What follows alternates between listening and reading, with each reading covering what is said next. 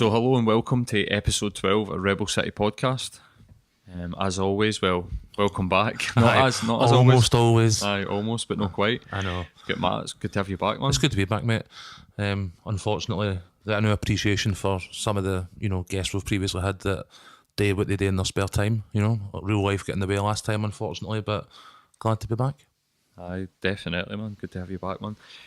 We had a couple of people cancel in the last couple of weeks, so it feels like it's been so long since we did one. Definitely, I think because we started so quickly as well, there's definitely been a bit of a gap there for us. So hopefully we can start, bashing them back out again pretty quickly. Aye, and this will be pretty much the first time that we don't have a subject matter. So no, quite interesting just to see. Aye, it's been. I think the nature of why I've not been about has meant that. I've been busy with other things, and coming into the day, it is the first time I've been like, do you know what, actually, I'm about to sit down and I don't really have any agenda today, so it's a bit of a weird feeling. Mm-hmm. Well, I mean, I was just sort of thinking there, we wonder what to talk about. I had a quite a cool conversation with my barber.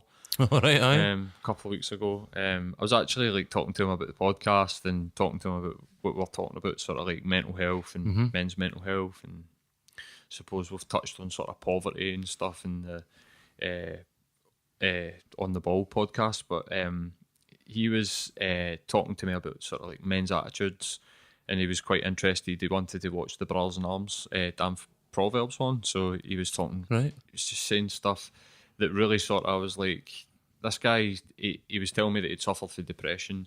Obviously, I'm not going to say who he is or where he works, but he'd suffered from depression.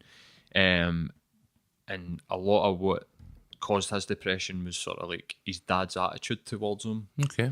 And sort of growing up. We had this conversation where we basically were just hitting each other with they sort of one-liners that your dad used to have that would just cut you in half. Okay. And we were just, so one of the ones that I can totally I always think about this is my dad used to say is if I was crying, he'd say to me, if you don't stop crying, I'm going to give you something to cry about. And the guy was so he was snap. And I was like, right, so it's quite a common one. And we were just talking about that sort of attitude and how it just causes men to be emotionless almost, sort of robotic when it comes to try to share stuff and talk about your emotions. I know I find it difficult. I mean, even talking to people that I'm closest to, try to even just say how you're feeling. It's something that's, I don't know, it's different for everybody. You know what I mean? There's definitely times that it's something I don't want to talk about. You know what I mean? I had an incident recently where it didn't. A conversation about my mental health didn't go the way I wanted it to go. It's probably better that that's all I can really say about it. It was well intentioned, and but it just missed the mark. And I think it's important sometimes to know when to talk, as much as the fact that you have to talk. I think there's times where, if you're not careful about how you approach people, then they might take a well-intentioned thing the wrong way, and put somebody back further. So I think it's given me a wee bit of different appreciation in recent weeks, is that as much as I do, and we have kind of talked about it is important to talk, I think there's something to be said for making sure that you're approaching it in the right way when you're approaching somebody about it, you know what I mean? Mm-hmm. Aye, definitely. I mean, it's kind of it's kind of try to help people. Think, like you're saying, they're well intentioned, but ultimately people are going to need to want help before. So that I think that's where a lot of people give a lot of advice. Yeah, I think this is kind of something that was I was quite impressed with how, as we were talking before we came on the night, Tyson Fury addressed his issues in recent days, recent weeks, or whatever it was that he was online, and I think one of the big things he said was it had to come for him. So I think it's got to be personal. It's got to be about you. You know what I mean? But I think it was quite impressive to see a heavyweight boxer, the kind of pure bastion of masculinity, actually be quite open and quite insightful about who he is as a person. Yeah, you know what I mean. 100%, man. I mean, I love that podcast. Just seeing a guy, just sit there and be honest was actually quite refreshing. Aye, it freaks people out.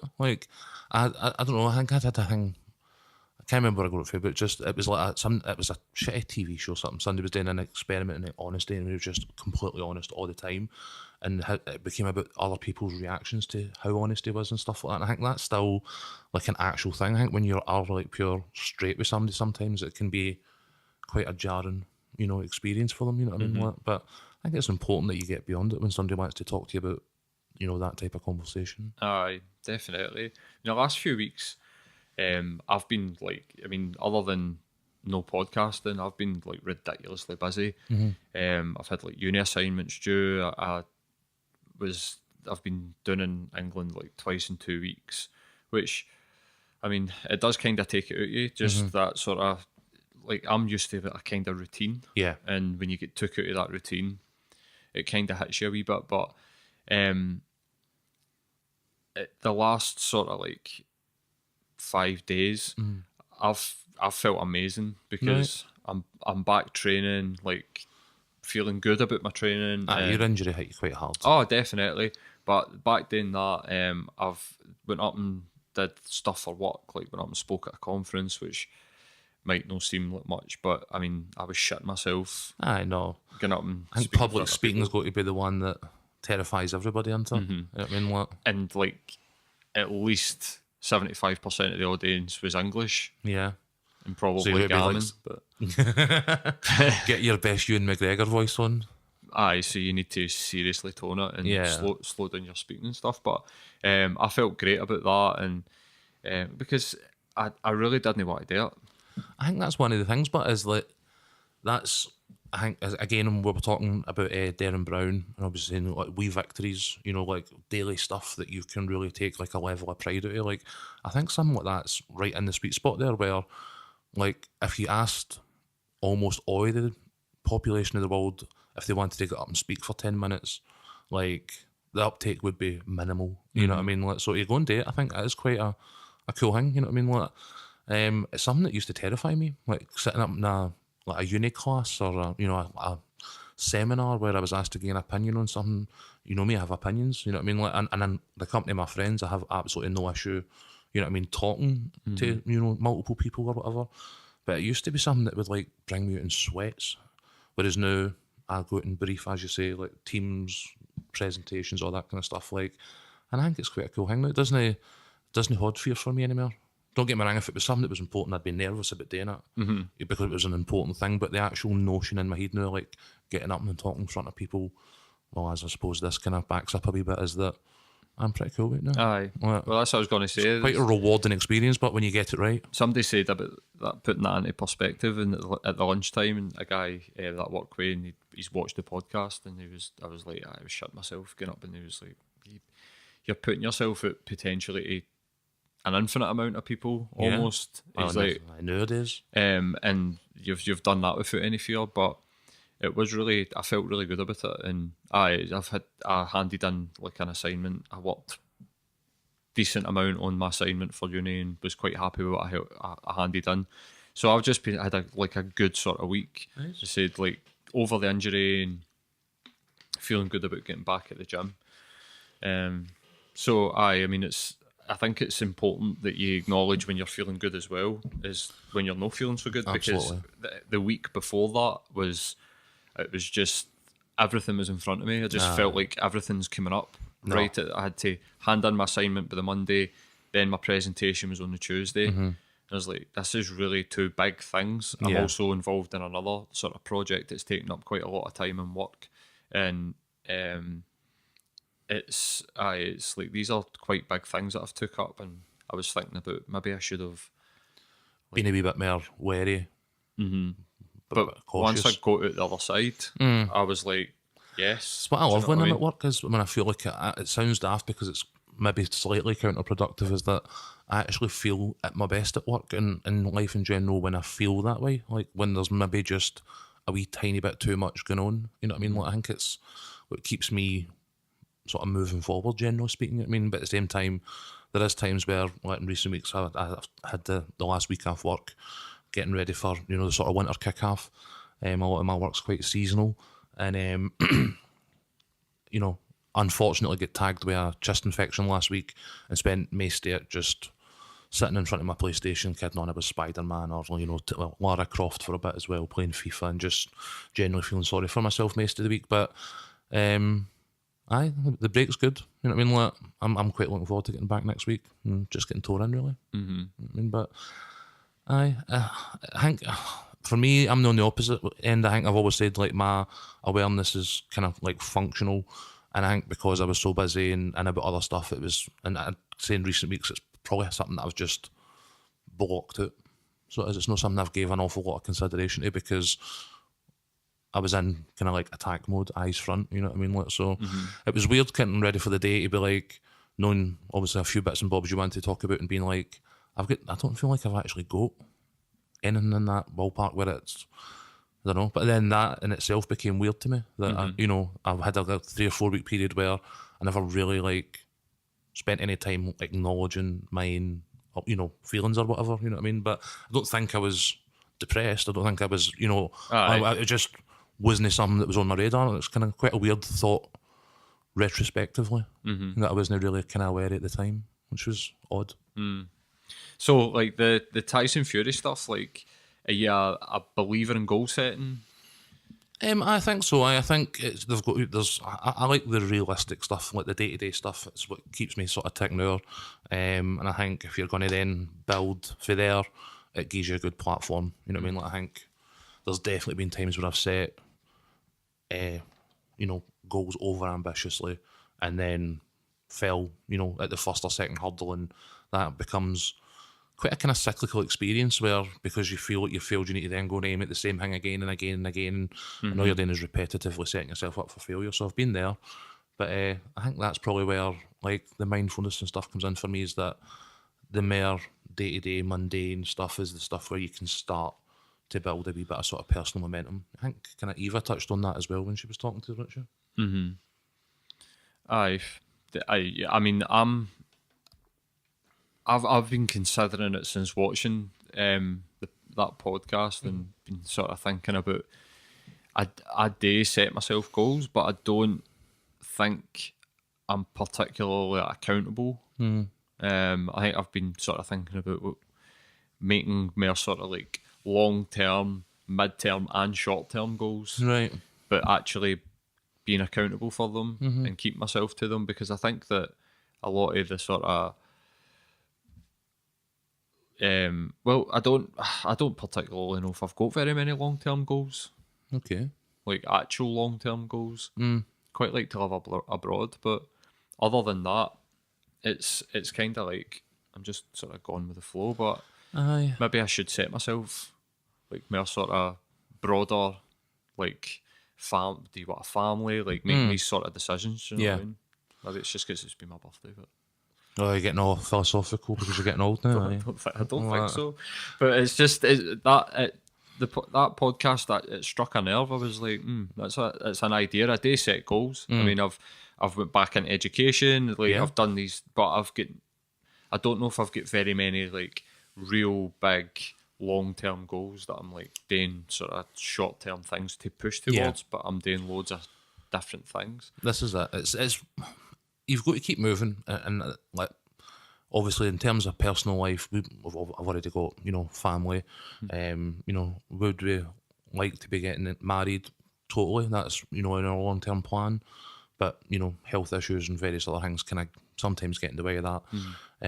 But at the same time, it doesn't mean that just because you're dealing with real life doesn't mean that ultimate goal isn't still something that you can still work towards. You know what I mean? So I definitely think it's more about bite-sized chunks, step at a time sort of stuff, you know what I mean? Like,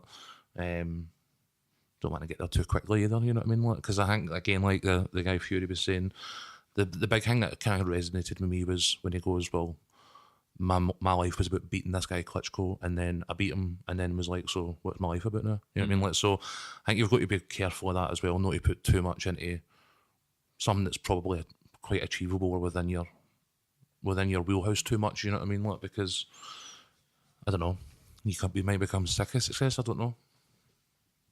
It's an interesting thought. I mean, I think it's when you put too many, like you were sort of touching on there, you put too many eggs in the one basket. I think that once you realise, because what generally tends to happen is for somebody to be a success is they don't put a lot of work into very much else. There's this whole, I think it's actually like probably encouraged in this sort of day and age, like laser focus and being like be specific, and it's about pushing towards this one goal. What does the data tell us? Like buzzwords and like meetings, but no, like the like people put so much effort into one area of their life that the rest of the areas sort of suffer. Aye. And then when they're a massive success in this one area, then they sort of look around them and realise that maybe it wasn't what it was cracked up to be. I think success, it needs to be multi sort of faceted in your They all life. need to be linked to each other. I think, one of the biggest benefits for me when I kind of went down the road of trying to, deal with my mental health more successfully than maybe I did in the past, like work and the focus on work was a big thing for me, because I wanted to be seen as somebody who conducted themselves in a certain way, performed at a certain level, and, was somebody who was, worthy of opportunities elsewhere in the business, etc., etc. But then once that kind of behaviour was something I was able to get hold of, like there's totally elements of it that you can apply then to your personal life. And I did then find that I sought out, improvements in my mood and, how I medicate and, meditation and all these other things. But I think that that's just an extension of the journey that I was already on, even though the journey started to be like a pure sharp, as you say, laser focus on work. I think it's something that has then bled into other areas of my life. You know what I mean? Like, so I found that you're so, and I think, as you say, it is very a holistic approach. Yeah. You know what I mean? I think once you experience improvement, then you start to go, what if I did that here? Yep, exactly. And then once you do it there, you're like, well, it's going to work here as well. And then you just, there almost seems like a never ending sort of. It does become daunting sometimes, I think. Especially that's one of the big issues I find is motivation, is struggle to get, if there's other stuff on, pardon me, to then bring that focus out of something that's maybe no and as desperate need it to put it somewhere else is quite a, I don't know, difficult process for me. I find that struggle to switch up gears. Aye. I think I definitely, I would say I agree, and I struggle with that a lot. Just as described, like trying to motivate yourself to, there's almost like at the end of something like that, there's almost like a sort of grieving process that you need to go through, and you go through it every single time. I was actually talking about it with a guy in work, and it's one of my telltale sign is that I need to switch up gears, is that I've come home from work that night, I'm texting back and forth. It usually be tricky about a movie that we're watching, or he's watched or recommended, or I'm watching, and I mistake something jokey he says and give him work Matt's answer at like 10:30 on a pure random Wednesday night, and he's got to go, mate, and like you pure slip straight back into it, and I'm like, okay, sorry. You know what I mean? Like, so there is telltale signs when I need to switch up gears, but I'm repeatedly not very good at it. Aye. So other than that, like what's been going on? Have you been enjoying the football? Well, this is that Celtic have been playing better, so life is good again. Well, that's what I was thinking. Actually, just right there, as I was sort of talking through, like I'm feeling really good, and this has been happening. I was thinking to myself, it strangely coincides with Celtic. Is it just that Celtic started scoring goals? I hope no. I kind of hope no as well, to be honest with you, but it's definitely in the mix. You know what I mean? Like, other than that, I don't know. As I said, the week off wasn't feeling too great. One of the things I kind of do in my spare time, and I did kind of tweet about it through the week, and it's again talking back and forth with mates, so like tricky and that. It's a kind of thing I do. It's called movies I've always meant to watch. So this week has been a good week for like basically movies that I've always meant to get around to but haven't done. Right. So like earlier on in the week I watched North by Northwest for the first time, like the Alfred Hitchcock. Guy gets mistaken for a spy and gets pure dragged into like a whole thing. Right. I've never seen it, never heard it. It's pretty cool. It's like it's meant to be one of his kind of best ever movies sort of thing. It's a bit dated, obviously. What year was it? At like 60 something. I don't know exactly. Right. But I mean, it was a good movie. It was of its time and stuff like that. I think the premise is a wee bit, I don't know, I don't know if you'd get away with the premise nowadays, but it was an actual good like spy thriller, which is rare for American cinema. You know what I mean? Or well, by comparison to British cinema. What else did I watch? I watched The Thing, Right. but I made an absolute dick of myself because I put it on Amazon one night and was like, this is like half an hour in. I've not paid any attention to it. And I was like, I don't even get why this is a classic. Like, why do people like this movie? Like, this is fucking terrible. Turned it off. Went back like a week later after speaking to one of my mates going, I hated that movie, and he was disgusted. And I went, right, I'll get another dig. And I brought he was, you've met Ricky, he was disgusted with me. Right, okay. And I put it on a week later, again, this time on like another platform, Sky or whatever, and actually got the right version of the thing and didn't realise that I'd spent like half hour, 45 minutes the week before watching a pure shady remake for like 2011. Oh, no. But I actually got like the proper 80s one, like 10 seconds in and get the pure 80s horror synth and was like, oh. Right, pure, right. So yes. that's what I did last week, you know what I mean? So it's not been without failings, but it's been good. So I watched a few good movies and felt sorry for myself when I was no well. Sounds like, well, other than no being well, sounds like a good week off. It's just that sod's law, like 2 days before you're supposed to go on holiday, and it's just like it was brutal. Down with the flu. I was coming back for the Celtic game on Thursday night. And two of the lads in there were Richie and Murphy, and we're cutting through Denniston, getting back to the motor. And this was the first time I'd been out in like a week, and they were going through Denniston up through the hilly streets, and I was having to go, mate, can we go the flat way? I mean, so it's been a bit yucky, but it's all good. Trying. What else did I watch? North by Northwest, The Thing. The Warriors. I watched that recently. Oh, brilliant! I probably something that I don't know if you day knew. I don't know, but fun. Did you enjoy it? Like, I was just going to say there. Is it one of the movies that you need the nostalgia to go with? Maybe I've seen it at the time or whatever. Possibly. I didn't quite connect with it in the same way as I did with like what was the one? It was 2001. That was the first one I watched. Right. No, this week, but very recently anyway. And that was just absolute madness. Absolutely loved it. But that's something I just ordinarily wouldn't have watched. Mm-hmm. You know what I mean? That I mean, The Thing. I must have seen The Thing. Aye. Somewhere along the line. Yep. There's no way. I mean, some of the mates that I've had, with like that type of like movie, classic movie, I must have seen it. I don't remember it, but 2001, Space Odyssey's one. That's on my list. Well, oh my god! See the amount of times that I've been flicking through things and seen it and just been pure. The first 20 minutes are absolutely bonkers. So it's like an actual like opera that explains the Big Bang and evolution, and then cuts into this movie. Right. It's mental. But it's like, it's brilliant. So it's like Stanley Kubrick, isn't it? Aye. The special effects, like, I remember watching, shady 80s, 90s sci-fi growing up and stuff like that. And some really good stuff. Obviously, all the alien stuff's all great. And, Predator and all that kind of stuff was brilliant. But, like, stuff before that didn't really, like, age well. Like, when you see, like, the original Star Trek TV show, and it's got the hang on strings, and it's just like a pure shady miniature, you know what I mean? Like, whereas we see 2001, it hodds up. It's made in like 1963, 64, something like that. Was it that early? Aye, like in the pure early 60s. And like when you watch the actual sequences with like spaceships and stuff like that, it's still all miniatures and shit, but it pure hodds up. They actually look brilliant, so they do. It must have been remastered. Quite possibly. But I mean, at the time, it would have been mind-blown. Aye. You know what I mean? Like, to see it. Almost like Star Wars-esque. Aye. And there's a lot of ships in it that you actually see that, obviously Star Wars is later, where you're going, they're iconic at that point, 10, 15 years later when Star Wars comes out, that there is nods in some of the Star Wars ships and how they're put together. Right.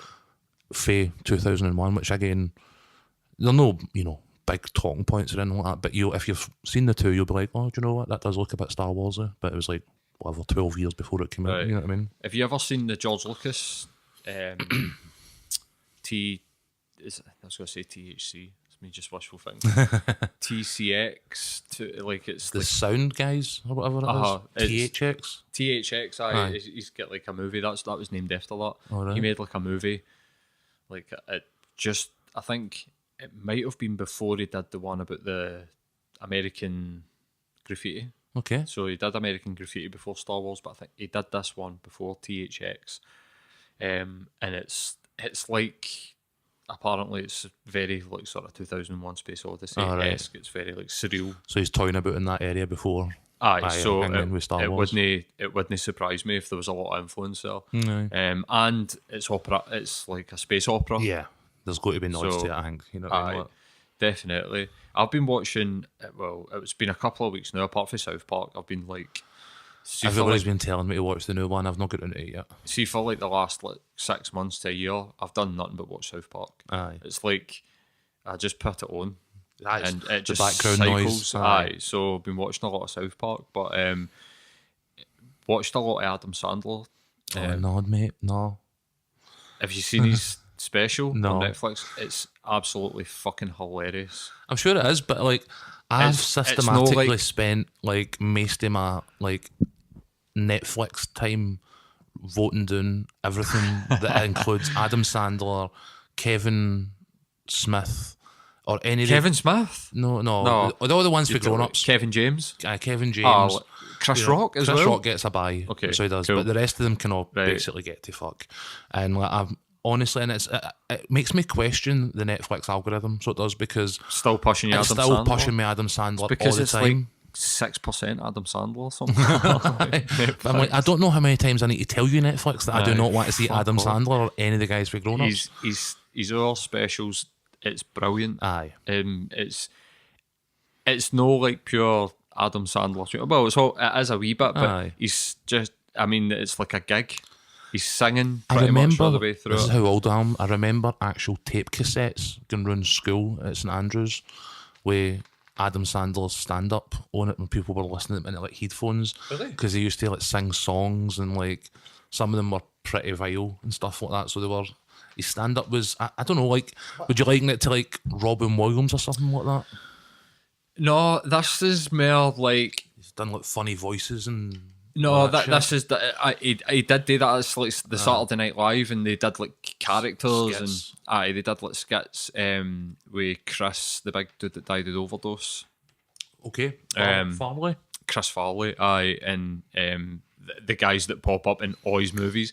Aye. I was saying to Sean, like, is it spot his mates? Just watch Adam Sandler's movies and just look at the guys that are in all of these movies, like Yeah. Jon Stewart, was one of his part of his crew. Who's the wee Weasley guy with the blonde Rob hair? Schneider? Schneider, maybe. Rob Schneider's Is he the just gigolo? Aye. Right, no, but the other one that was, he plays a creepy bastard and stuff a lot. He's in Grown Ups. He plays Aye, a pervert. aye. I don't know his name. No, Purposefully don't know that guy's okay. name.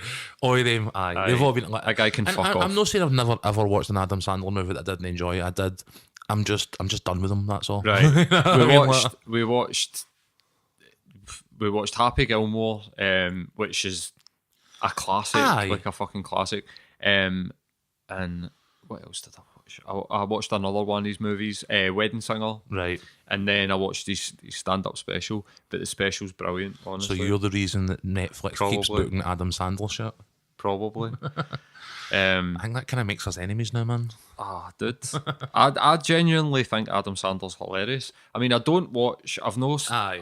I've seen Grown Ups. I've seen the first Grown Ups, and it's told me enough that I don't need to watch Grown Ups too. I get forced to, Alex. The way Ian liked both of them, so no. I've had to sit through them multiple times. I'm pretty sure. Oh my god!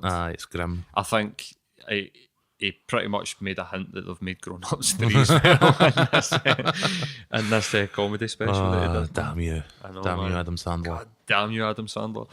Fair but play to him. Fair play to him. I've watched. I've been watching quite a lot of sort of comedy, a lot of comedy on Netflix as Right. well. Like tons and tons of stand-up comedy. It's like Yeah. never ending. Aye. But And the minute you watch one, again, the algorithm's that know. phone one. there's a few that have been exceptional. I genuinely think that the Adam Sandler one. I mean, it blew me away because I never Because your seen expectations were so low. exactly. I'd never seen any stand-up, so I had just thought this is going to be shit. Right. He's too famous to be writing anything that's any good. It's like when people are like pure, the Liam Gallagher album, and you're just like, fuck off, like give me a break. Like it's decent. It's never Aye. going to be any more than decent. but it was excellent, man. Fair enough. He totally showed me. I was like, do you know what? That's why that guy has got to where he Oh, is. aye. James Acaster, you seen this guy? This is the lad that does the 3-part thing. Mm-hmm. I've not watched it yet. Was it two or three? I think it was three. Repertoire or something like that. It's really good, man. And it's that sort of like, he's a bit strange, Yeah. if you know what I mean. But the quality of the writing and the actual delivery that the guy does is excellent. I think I heard a couple of people in like American podcasts talk about it, and you're just like, that's Daniel Sloss as well. I've been meaning to watch that one because, again, obviously, he sounds, well, he's definitely Scottish, but He's from Edinburgh. Is he from Edinburgh? But again, I've not got into that one yet. Recently, I'm kind of I quite like firing a bit of stand up on, just kind of, again, background noise or whatever. For me, the recent Dave Chappelle specials are just oh my god, the guy's an absolute genius. And I think when being a bit older, a wee bit wiser now, he just doesn't give a fuck. And it's so much fun to watch him just go out there and offend people. Like it's hilarious. Like, enjoyed the Joe Rogan one. I thought that this one wasn't. I mean, obviously he was saying like, this is the best one I've ever done. You're like, fair enough, man. I laughed. I thought that the one before Triggered was better. I thought that that was, but then again, when I was thinking about it, I was like, that was the first time that I'd seen him do stand up. I knew him for UFC and pretty much was like, that's who did that for UFC doing stand up, and watched it and was like, fucking hell, man, like, that was excellent. But it was good. I just didn't quite think it was as good as the last one, but what you going to do? Have you watched Bert Kreischer? So there's a few of the American ones that I know pop up on various podcasts and stuff like that I've not really kind of got round to yet. I like the fella Doug Stanhope, but I've always liked him because he's excellent. He's basically like my spirit animal, so he is like. But I could see myself being like Doug Stanhope, except probably no funny. You know, just a pure dishevelled alky in the corner of airport somewhere. His suits, like, man. His fucking suits. He gets all of them for like charity shops. Yeah. He does like charity shop punts. Aye. I seen him talk about a charity shop punt that he done in Glasgow. Wow. And he was talking about Byers Road. Do you remember when the Oxfam there used to get the BBC cast-offs? Right. And he was talking about that he was doing a gig at he must have been at the Stand. He just said that the Glasgow Comedy Club, and we went to this charity shop, and it was right next to like a TV studio, and they got there, and he was like, he bought like 4 suits or something. But his suits are excellent, man. They're so cool. Aye. I mean, otherwise, I mean, I know obviously we've had a few guests on recently. Actually seen that Kevin or whatever he is now, the artist formerly known as, has launched his new season of Flat 2 Right. So and it's excellent as well, man. Aye, it's been great so far. But there's a few other guys as well. I mean, and obviously I was saying to you as well that the guys at the On the Ball campaign, who obviously Erin was good enough to come and talk to us, they actually are now pushing, I think when we spoke to them, 30 clubs at the time. I think yesterday became 45 all across the UK, and number 45 was Liverpool FC, as well as Everton previous weeks and stuff like that. So I think that domino effect we were talking about is well in action, and just want to take a minute to say well played to them, because the reaction for female supporters up and down the country has been overwhelmingly positive. Aye, so, you know what I definitely. mean? They just need to keep plugging away. Yeah, well done to them. definitely. Chapter Verse as well, man. Like that song, Yeah. Ink's Brilliant. what a song, man. Aye, launched it on the Radio 1 rock show, which was a big jump for them, man. Aye, Like, definitely. they've been absolutely all over the place with gigs and stuff on social media. Like, they look like having a lot of fun, man. They're doing really well, man. And hopefully, like, if they can back up, we can get them back on. Oh, absolutely. Anytime. Fucking better come back Well, on. aye. They'll be getting told. Aye. Obviously, Getting bombed out next time. I know. Well, I mean, we've got a couple of things coming up. We've been talking to a few people. I'm actually like wanting to just get some more like ideas around like what types of guests to get on and stuff like that. Like I think we've definitely like, I enjoy talking about mental health, and I enjoy talking about like issues that people face, and I don't really know like where else to sort of look. Yeah, I'm a bit. I've got a few people that I'm in the process of talking to just now. I think with it being a kind of new thing for us, relatively speaking, it's it's quite a difficult process sometimes to kind of really tie people down and get them in. But a lot of folk are chatting away with us and saying they're interested. So hopefully we can continue in that respect. For me, I like to see as much of a variety as possible. The ones I've enjoyed is I think I really enjoyed having Greg in, and just that he wasn't really here as part of a cause or a charity, but we had other causes and charities, and just I like to keep. I think personally just to keep mixing it up as much as possible. So I think if anybody thinks they've got anything they can contribute, whether it be that they want to come in and talk to us about what they're up to, or maybe again they want to submit anything in writing that we can publish it on websites or blogs, anything for them, get a bit of debate going, we'd be happy to do that as well. So it's really just about anybody that is listened in to step forward and get involved, man. I mean, we're looking at the sort of statistics and stuff. We're getting run about or just over like 300 listens per podcast, Which is across pretty like decent. all the platforms, which is amazing. I mean, we've said to each other in conversations, I don't really care about the amount of people. I mean, it would be nice, but I mean, I like to do this because I like to do it. Aye, I've enjoyed doing it as well, and that's kind of I think why we decided to go the night, wasn't it?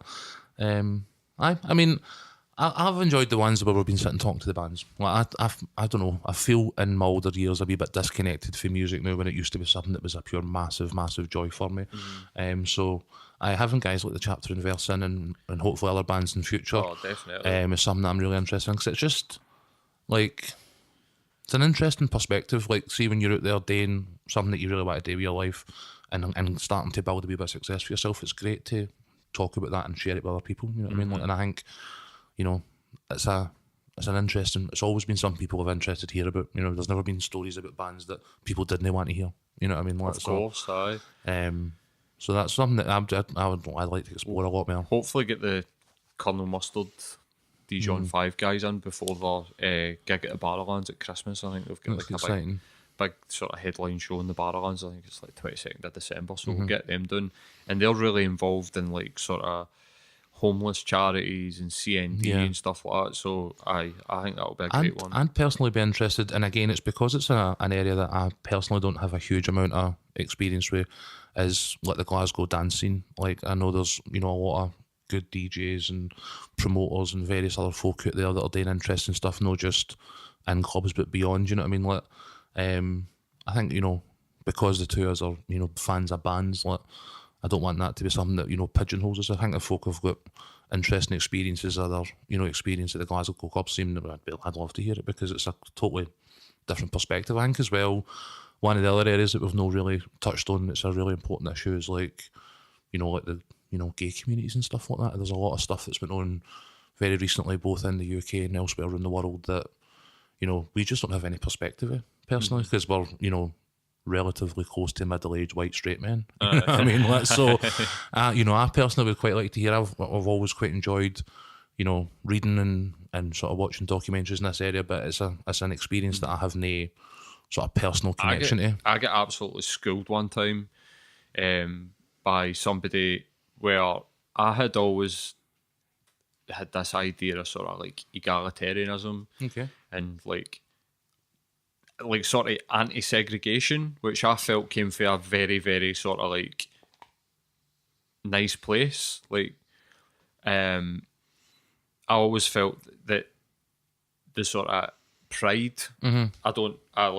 Obviously have got absolutely no issue with pride. Yeah. But why was it? I always sort of thought, why is it no more inclusive of just everybody? Yeah. And get absolutely schooled by somebody that was just like, what straight men don't need a safe space. Yeah. They've got it at the football. Yeah. They've got it in the pub. The bookies.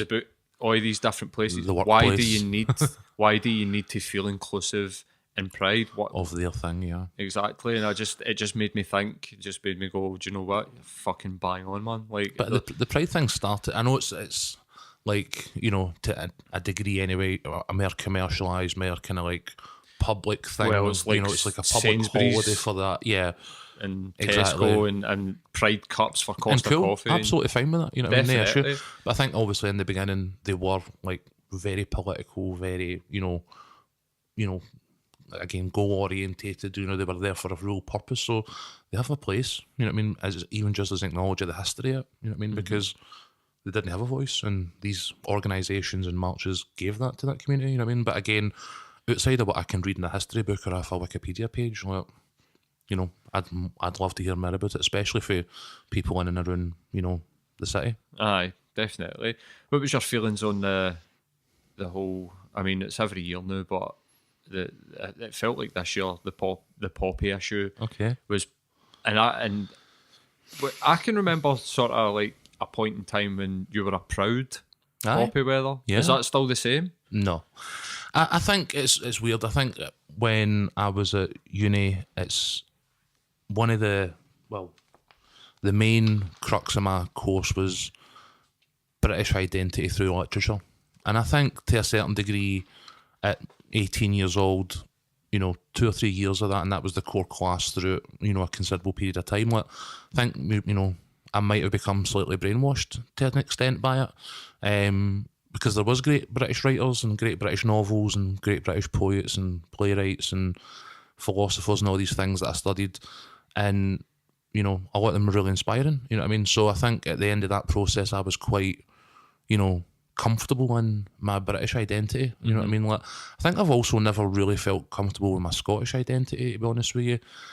But at the same time, you know, that was the more prominent aspect of how I felt, you know what I mean? Like, I think as I've got older and, you know, learned a wee bit more about history out with, you know, what I'm getting taught in classrooms or recommended to read and stuff like that, that, you know, that kind of soured a wee bit for me. And I'm not saying you should respect, you know, people who fought and died in wars. I think the poppy is a beautiful thing in terms of the remembrance of what happened at World War One. And I think this year, you know, the 100th anniversary of the end of the war, it's important to recognise that. Like, there's absolutely no doubt about that. I think probably about halfway through Tony Blair's time as Prime Minister, the poppy began to become hijacked by interests with ulterior motives. And I think it was about the quelling of dissent for actions in Iraq and Afghanistan that we were now responsible for the deaths of hundreds of thousands and millions of people. And I think the poppy was kind of weaponised to a certain degree to sort of quell that dissent. And I think it's been subsequently used by guys like David Cameron and so on in exactly the same manner. And that's their right, you know, guys like Tommy Robinson and all these other nuggets that are cutting about poppy fascists and stuff like that. Leave them to it. Like, I don't care. I'll observe the minute silence tomorrow at 11 o'clock because I believe it's the right thing to do. I'm happy to donate to charities, but, you know, the personal sort of choice for me now is just to do those things quietly. You know what I mean? Like, I don't need to advertise my political outlook with a red bit of paper on a jacket. You know what I mean? So, but, you know, folk each to their own. Like, I mean, some of the carnivore about running it has become insane. I don't know if you follow like Giant Poppy Watch on Twitter. The guy's a fucking genius. He's like the Gammon Points guy. So he is like, Right. and honestly, yeah, I dig him out, man. Like, some of the actual poppy porn is just outrageous. So it is. Like, I seen one the other day up in Glasgow. It was a remembrance bin. So it was, but like, people have taken to like decorating their houses like extensively in poppies. There was one that Oh no, there's a poppy on fucking the Cookie Monster. You know what I mean? Whoa. That's the tip of the iceberg, mate. We damn. remember Bin Laurie. Oh, Jesus Christ. Aye, Well, or not. Jesus Christ, Dalek. a Dalek. What? There was one. It was a hawk in a London train station had been brought in to scare off Yeah, that's pigeons. fair. Aye, and the put a hawk's got a poppy on it? fucking poppy on it. Wow. No, that is too much. You know what I That is mean? too Like, much.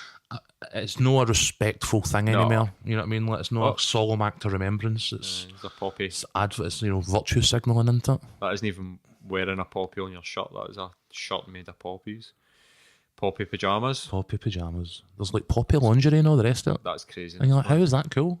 You know what I mean? Like, although I love the fella. Who's the wee old boy that's on Twitter for back then who was like, I don't wear a poppy because I've fought blah blah blah, and somebody went, oh, you sacrificed, and then the guy just absolutely owned him. It was beautiful. So it was Aye. like, He was a POW survivor, the guy, like, he's isn't an he? actual veteran of both wars, and he's like, you're not wearing a poppy. I And you're like, know. aye, because I went and fought in both of the wars, son. You're I just know. like, It's crazy. ouch. I mean, it's became as ridiculous as the American obsession with the flag. oh, Um, and the kneeling during the anthem. Aye, it's nonsense.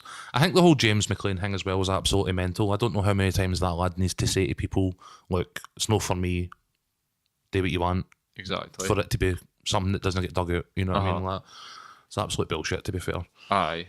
I think the James McLean, it's every fucking year. Aye, With this nonsense. guy, you're like, leave him alone. Aye, how many times do they need to tell you the same thing? I don't know. It's crazy. But I mean, as far as like my views on the poppy, I don't. I've never wore one. I've never had an opinion on it. I've never really cared. But now, absolutely fucking not. Like, Aye. soon as somebody tries to say that you need to do something, I'm instantly like, Yeah. really? We'll see. Yeah. Do you know what I mean? But especially when it's coming for this whole sort of Britishness, and I think that you're right in saying that when it was a symbol of remembrance of the world wars, even though the It's majority of these important that people, it's solemn remembrance. Uh-huh. Which, aye, you know, exactly. some of what we've just seen doesn't even remotely cover. And I you know think what I mean? that you're bang on in saying that when they made it about remembering anybody that was fallen, and then the sort of connotations of wars that we don't agree with, that, do you know what I mean? I've got absolutely no problem with individuals. Absolutely. And like, I would never ever disrespect somebody that has died in any conflict that the country. No, absolutely But not. if I don't agree with why we're there, then I'm definitely not going to, like you say, like outwardly project that politically by wearing Yep. a poppy. It's almost like, do you know what I hate about it? It's almost like an opinion's been fucking forced onto me on this issue because everybody else seems Aye. to care so much about it. And it's what people miss most is that, like, the British Legion, amazing organisation, really genuinely try to care for people that need it, and this sort of poppy fascism that comes out every year, this, justification for violence elsewhere in the world, where we're having solemn remembrance for our guys whilst Yemen's bombed and all these other kind of things, with British missiles and whatnot. But it co-opts you, as you say. You know what I mean? Like, it's something that you're forced into, and it's no real, and it's counterproductive. You know what I mean? Like, because the guys that should be remembered are now forgotten because you're offended by illegality. You know what I mean? Like, I don't know. It also shifts the blame away for the government. You know what I mean? Like, because these guys send boys all around the world, boys and girls all around the world to die, to get injured and maimed, come back psychologically fragile and stuff like that. And I think if they have the money and the resources to send them, they should have the money and resources to look after them when they come back. And it shouldn't be up to guys like the Legion at this point, 100 and whatever years later, or 100 years later, obviously, to still be bearing that burden. You know what I mean? It's almost like a something that was created because those wars bankrupted the country, so that it was something that was needed, and now it's just something that's expected because are they going to fund that? Do you know what I mean? Aye. Like, absolutely. I mean, the guys with Iraq War syndrome were just left to rot in like hospitals and stuff like that. So, and that's the exact same sort of thing that happened in America. Is this outrage against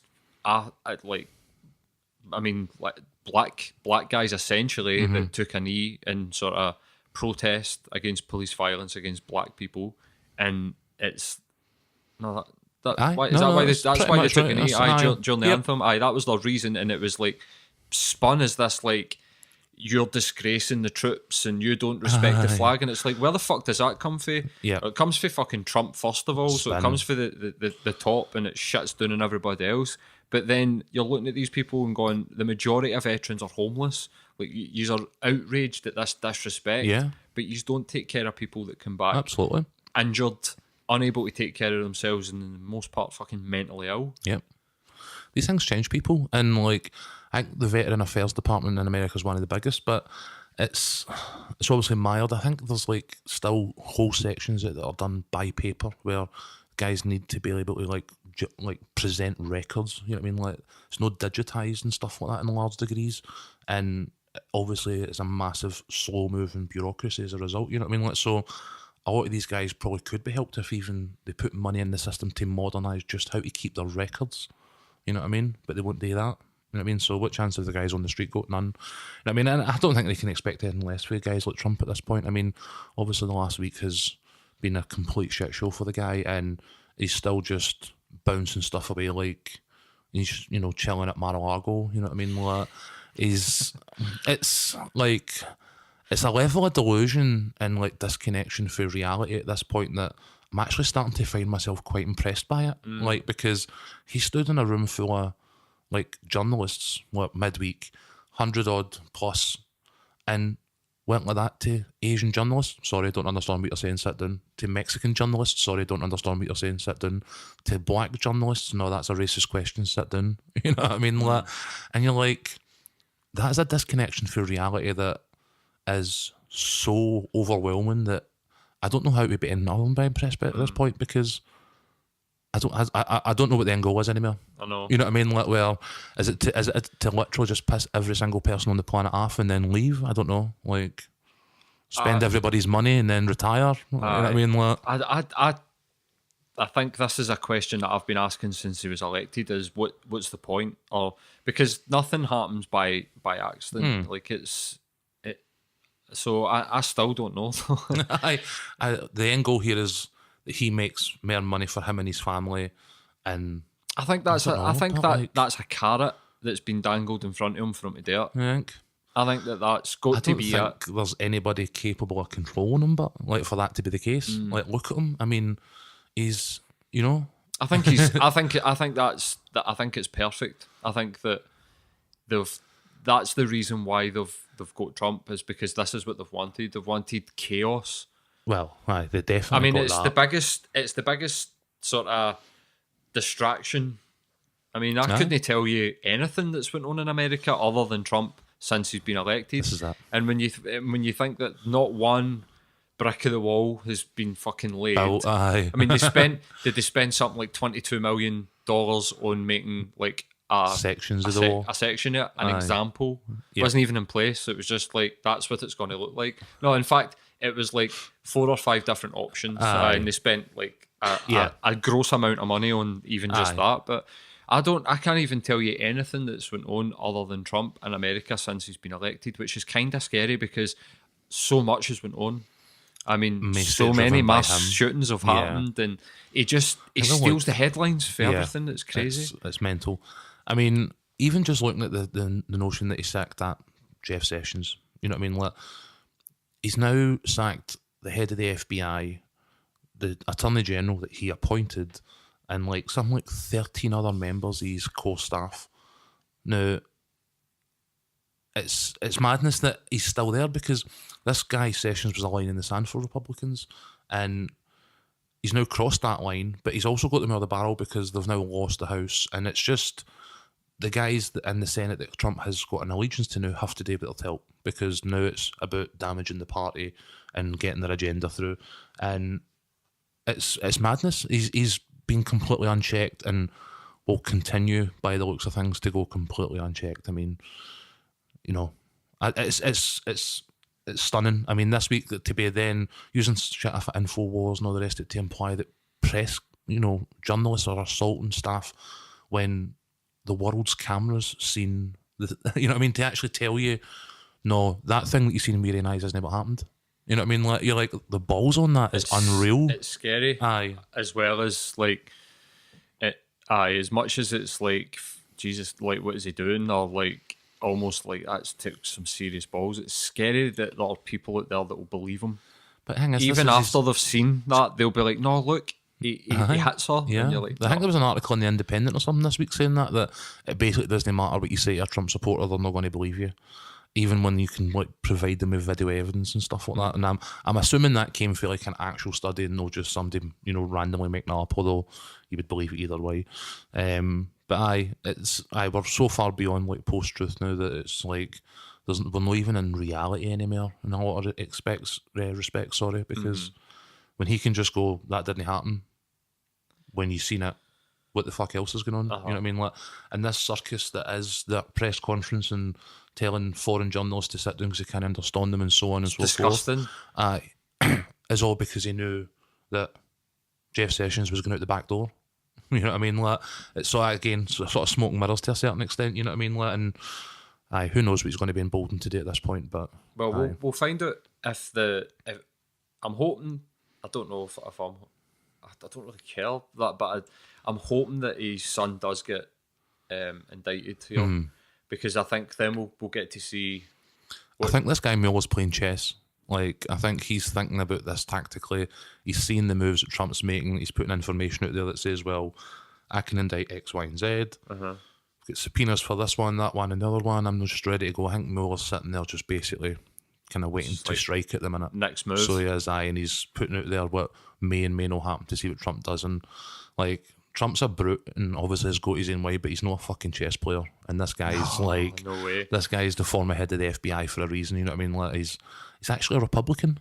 You know what I mean? That's the thing. He's a registered Republican. So a lot of Republicans you know don't what like Trump, though. I know, but at the same time, he talks about him as if he's no. You know what I mean? Like, but I think we're in the very immediate future, given the recent election results, you're going to start to see movement and the Democrats will be actually to pick a fight with the House. They'll be investigating everything they possibly can. You know So what it I should mean? be quite exciting coming up. Aye, it's going to get silly. Aye. Very quickly. And the politics of this country is just, I mean, It's a bit of a joke. Brexit, I mean, look Brexit goes for like it's almost, I'm almost laughing. Jeremy Corbyn and Der Spiegel. Did you see that? So the German newspaper last night published excerpts in an interview with him that said, so at this point, you know, the people's vote information is X amount of the population, blah, blah, blah. Like, how are you going to stop Brexit? And he goes, well, we're not going to stop Brexit. Article 50 has been triggered. We just now need to deal with Brexit. And you're like, dude, you might be the opposition. Like, the guy, Aaron Banks, who, you know, allegedly now has fraudulently funded the Leave campaign, said in an interview with Andrew Marr last weekend that he himself would now vote to remain if there was another vote. You know what I mean? Like, he went, this is going to be so bad for us that even though this was basically my idea, like, I don't want to do it anymore. You know what I mean? So that in itself should probably tell you all you need to know about it. And even Corbyn can't stand up and stand against it. You know what I mean? Like, Well, he's a notorious anti-EU. yeah. And if he's anything, I would say that he's stubborn.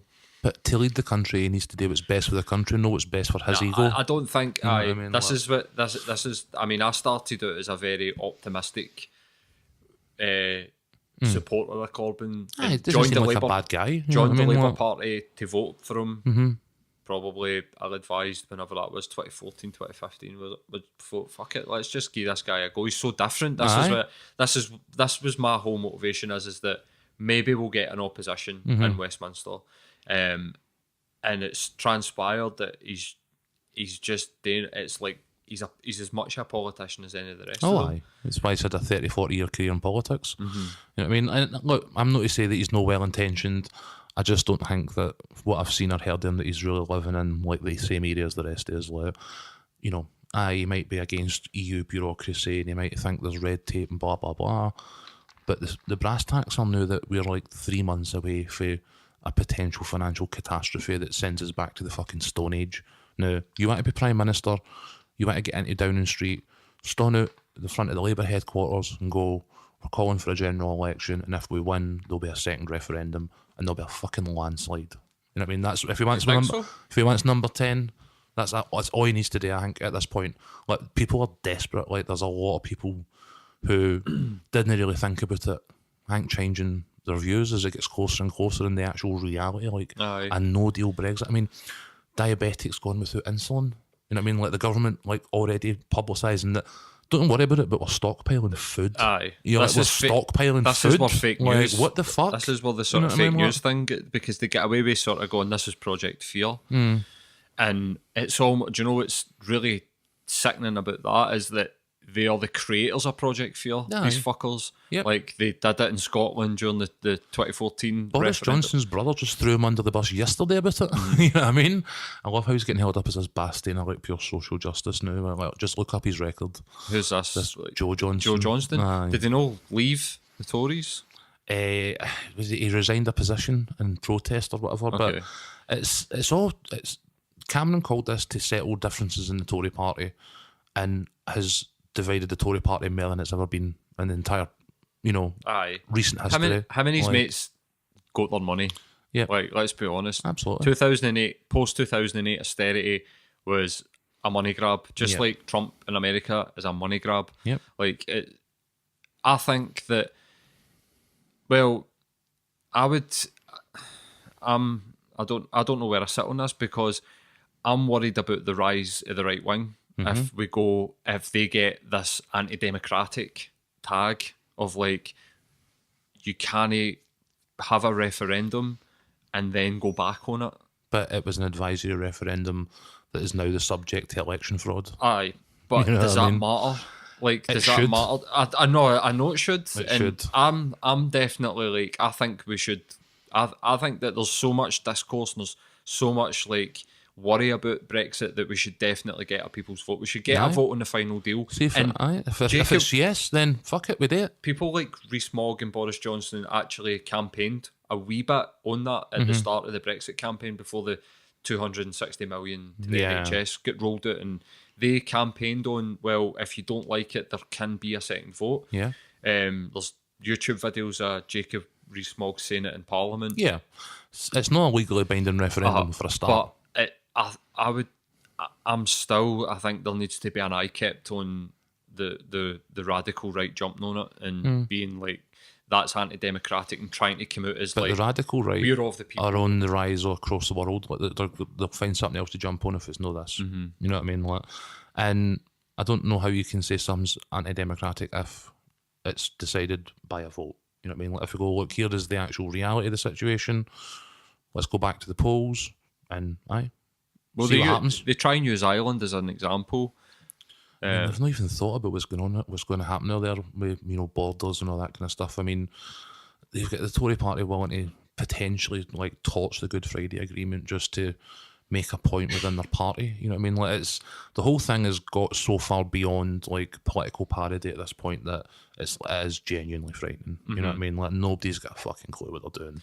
Like, the guys at the EU are all sitting there just looking out, and they're repeatedly saying like, the guy Dominic Raab this week is, the Brexit minister, or the current Brexit minister, after whoever David Davis jacked it or whatever it was. Didn't realise what we were getting into here. And you're like, hold on, what? You're the Brexit secretary, dude? You know what I mean? Like, so I think, 2 years later, this is where we are. Aye. You know what I mean? Let's not do it. Let's just wrap it. You know what I mean? Like, I think that this, like you had said, that if Corbyn was to just do exactly what you said, call a general election, it would. I'd be happy about that, I think, ultimately. But I've got this sort of niggling, sort of like, he's not going to do it. He's never going to do it. Is it? What No, do you he think gets to about call a like? general election, but you know what I mean? What Like, do you think about the rise of a third, or what would be a fourth? But the Lib Dems are dead anyway. But like another political entity in like Britain. I think we a said sort in of- like previous episodes, like, I don't think that there's a functional Labour Party, a functional Conservative Party, or a meaningful Lib Dem Party in the UK at the minute. Like, I think they're so torn by division that, they are in essence different wings operating under a name that doesn't really all really have the same meaning as it used to. You know what I mean? Like, you look at the divisions in the Tories on Brexit, the divisions in the Labour Party under Corbyn about Brexit, about Corbyn, about leadership.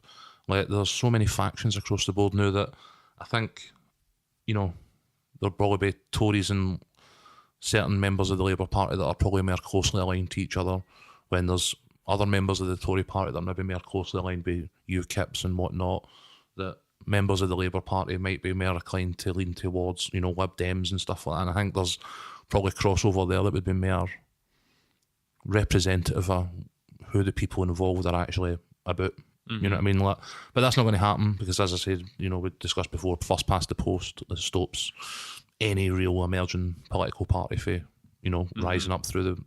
They need a massive operation all across the country to make any sort of inroad. And as we were saying prior to coming on, the Green Party, UKIP, polling at 20% of the population, can't win a seat anywhere in the country because their support is so widely dispersed. You know what I mean? So It's a system that's set up to hamper that type of thing. And that's why these disparate kind of groups are stayed formed under the parties that are currently there, because they can't change. What if fucking Tony Blair come back? Oh, fuck. Bit of money behind him. Aye, come back like bloody... Old Tony. Aye, like a returning wrestler. You know what I mean? Like pure Ric Flair. Aye. Walking It up would pure, be like- woo! Aye, exactly. It would be like a Pure spangly jeans and shit. screeching car into Aye. number 10, pure and he gets Yeah. out and he's pure fucking kicking people, punching them, like, chucking people out. Aye, Dishing out bitch slaps all over the fuck place. Tony Blair, he No. can get himself to fuck man. Absolutely. We'll get off politics just before we wrap up, man, because Cool. we want to end it in maybe a cheerier note. Okay. The rise of Ryan Christie. Oh, aye. It's been almost Stuart Armstrong-esque. All he's missing is like a pure banging haircut. Well, we'll talk about him and Callum McGregor in Yeah. the same sort of short conversation. Apart from looking like Lee Evans, which somebody pointed out on Twitter the other day, was like, gee, he totally does look like Lee Evans. It's unbelievable, actually unbelievable.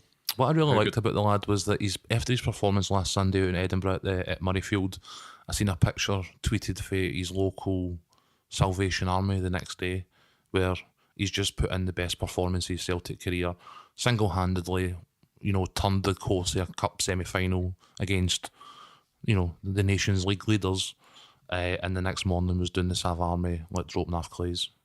And, posing for pictures and generally just What being a sound. legend. And you're like, do you know what?